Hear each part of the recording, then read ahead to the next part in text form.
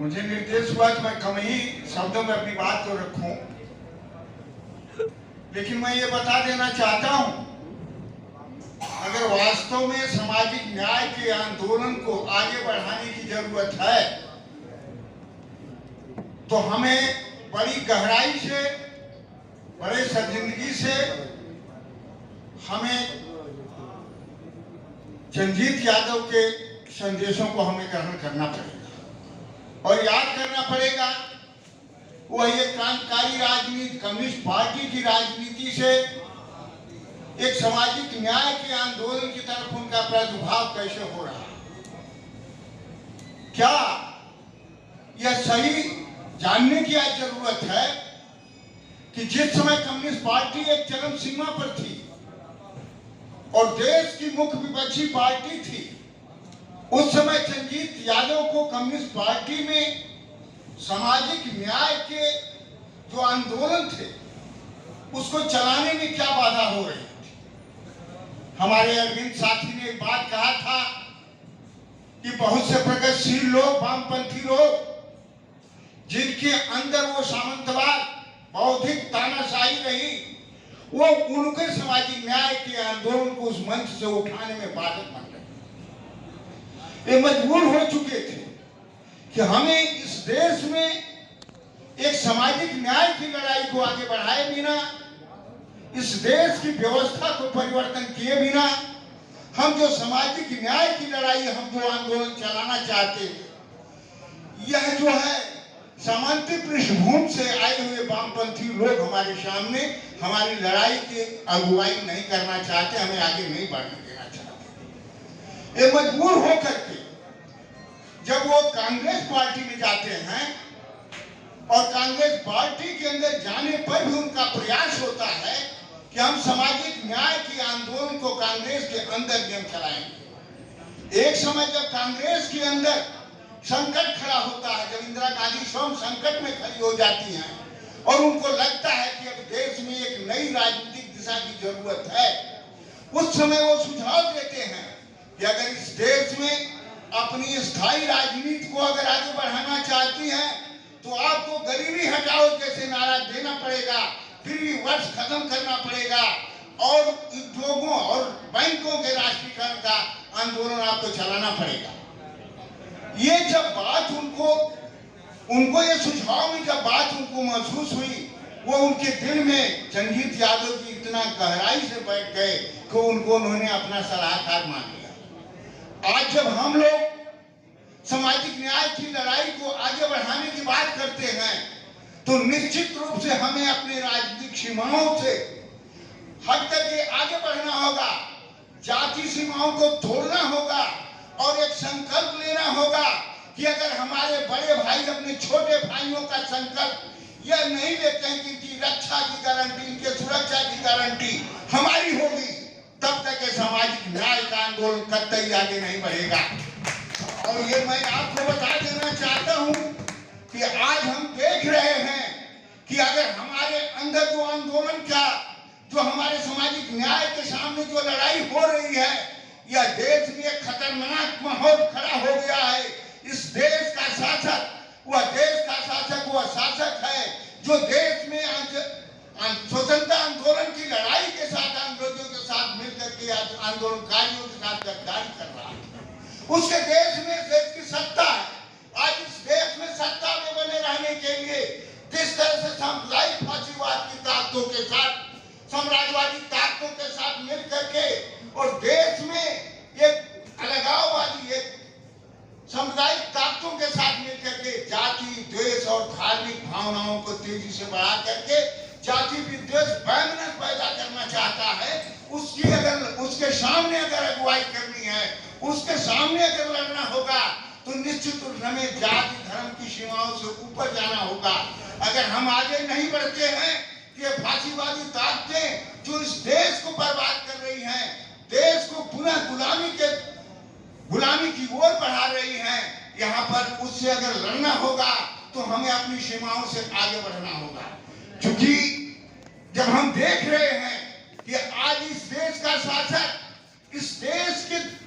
दंगाइयों के साथ खड़ा है, इस देश के अपराधियों के साथ खड़ा है,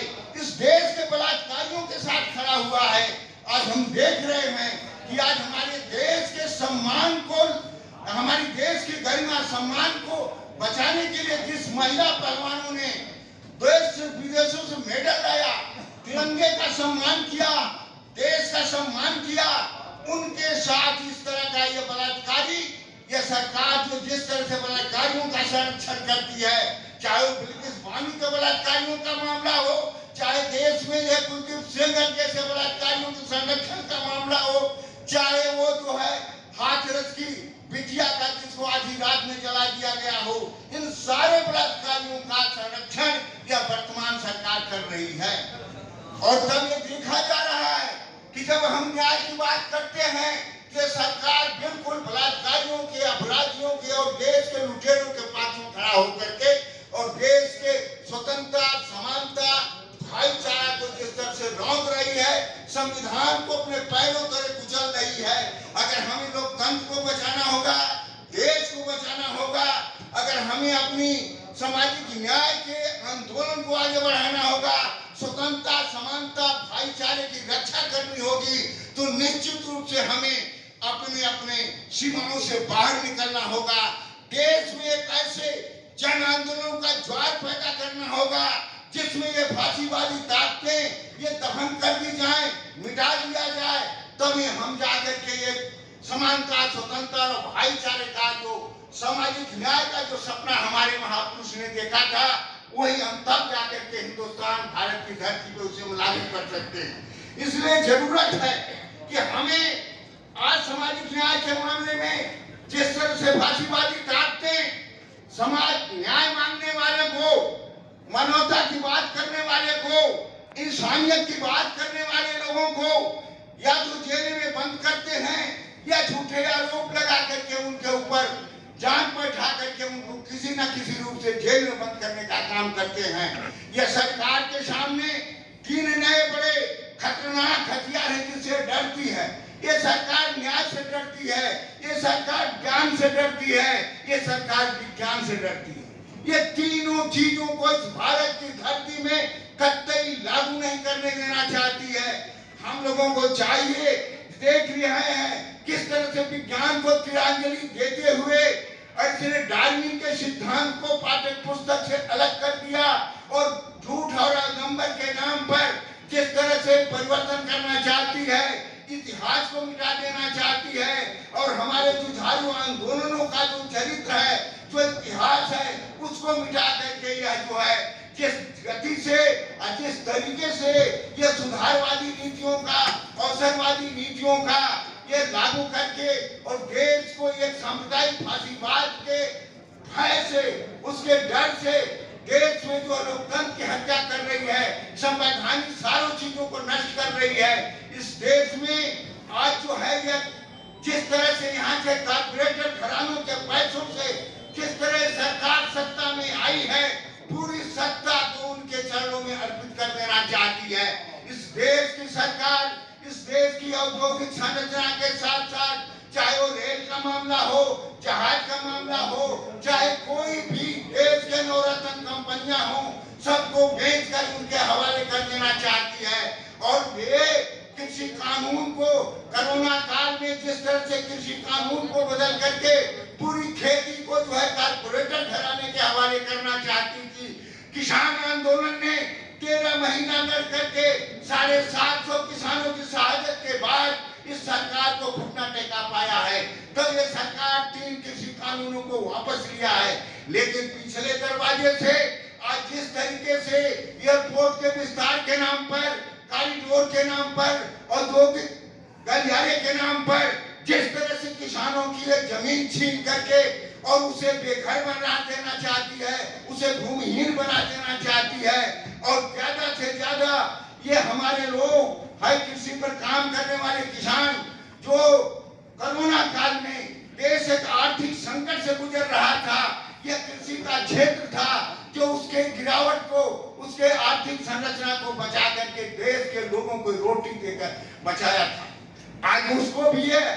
कॉर्पोरेटर घरानों के हवाले करना चाहती है और 3 कृषि कानूनों के साथ साथ कोरोना काल में जिस तरह से जन विरोधी नीतियां लोगों को घर में बंद करके कोरोना की बहाने, कोरोना की बीमारी का बहाना बना करके जिस तरह से एक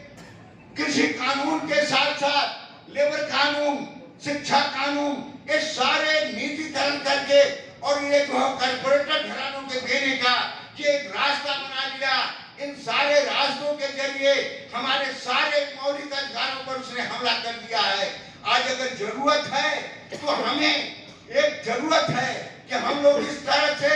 अपने आप को सब व्यापक एकता बना करके जन आंदोलनों के द्वार में, जन आंदोलनों के संघर्ष में हम राजनीतिक सीमाओं से थोड़ा और आगे बढ़ करके एक क्रांतिकारी ज्वार पैदा करके इस देश को हम बचा सकते हैं। इन्हीं शब्दों के साथ इनकलाब जिंदाबाद, और तभी हम इनके साथ इसको जो है सामाजिक न्याय के शब्दों को हम भारत में लागू कर सकते हैं। इन्हीं शब्दों के साथ अपनी बात को हम समाप्त करते हैं। इनकलाब जिंदाबाद।